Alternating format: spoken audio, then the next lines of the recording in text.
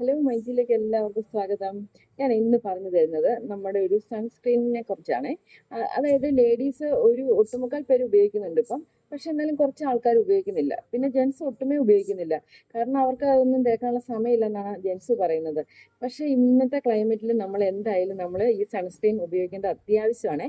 അപ്പം ഞാനിവിടെ ഉപയോഗിക്കുന്നത് മാമായർത്തിൻ്റെ സൺസ്ക്രീനാണ്.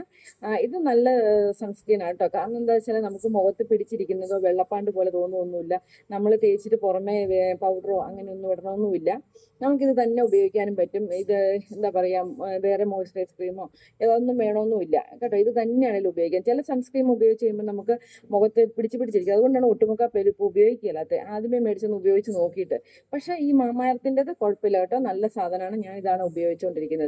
അപ്പോൾ ഇതൊന്ന് പറയാൻ വേണ്ടിയാണ് ഞാൻ ഇന്ന് ഈ വീഡിയോയിൽ വന്നത്. അപ്പോൾ എല്ലാവരും സൺസ്ക്രീനൊക്കെ വാങ്ങിച്ച് ഉപയോഗിക്കുക. പിന്നെ മൈജിയിൽ വന്ന് ഫേഷ്യൽസ് ചെയ്യുക. ശരി, ഓക്കെ, താങ്ക് യു.